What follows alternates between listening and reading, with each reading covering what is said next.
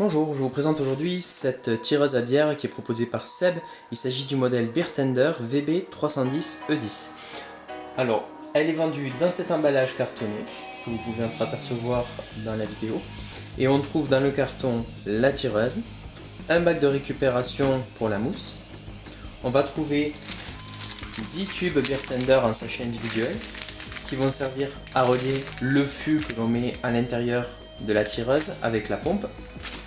On trouve également un schéma de montage, une notice d'utilisation qui est traduite en français et une enveloppe Club Beer Tender.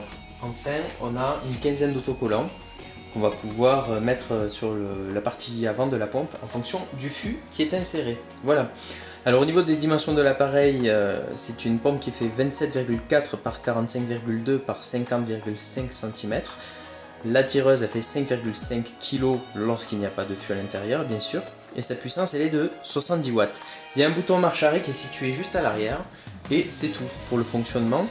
On a une poignée sur la partie supérieure qui est amovible. Donc c'est une protection enfant.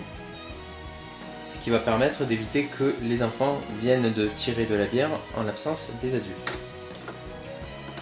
On a l'embout ici qui est détachable et qu'on va nettoyer après chaque utilisation. En fait, c'est la seule partie de la tireuse qui est en contact avec le fût. Le fût, il se trouve à l'intérieur. Avant de soulever le capot, j'aimerais vous montrer deux témoins. Le témoin de gauche, c'est un témoin de marche.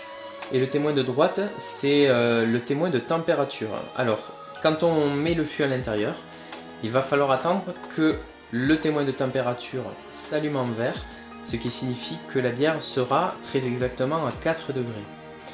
Alors, ce qu'il faut faire, c'est en premier lieu mettre le fût que l'on a acheté au préalable en supermarché au frigo. Moi, je l'ai mis pendant 14 heures, puis après je l'ai sorti et je l'ai mis directement dans la tireuse. Et malgré cela, le voyant ne s'allumait pas. Et j'ai dû laisser le fût dans la tireuse pendant 5 heures et au bout de 5 heures le voyant a fini par s'allumer. Donc ça veut dire que mon frigo ne produit peut-être pas assez suffisamment de froid.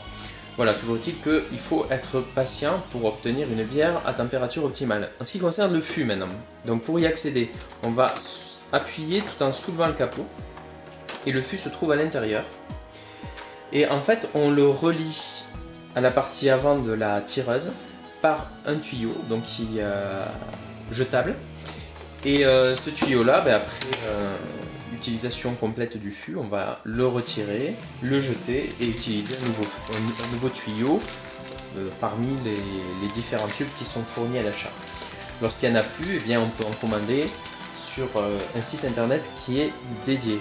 Au niveau des fûts, donc on a différents fûts de bière qui sont compatibles.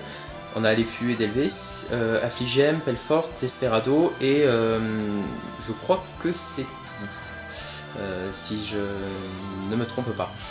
On les trouve en supermarché, il n'y a aucun problème, tout simplement parce que ce sont des fûts qui sont produits par le groupe Heineken, donc avec le groupe Kronenbourg, c'est les leaders en France dans la production de bière.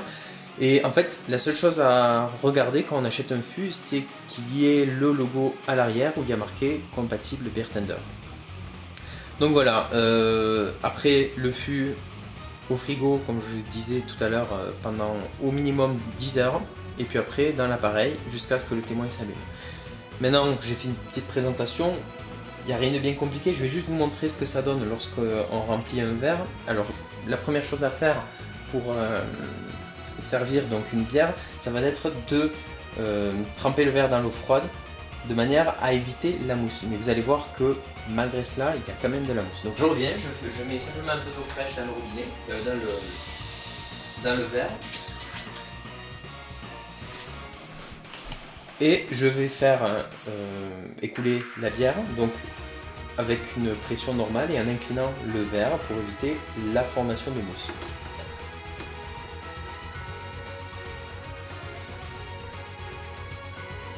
Je vais en rester là.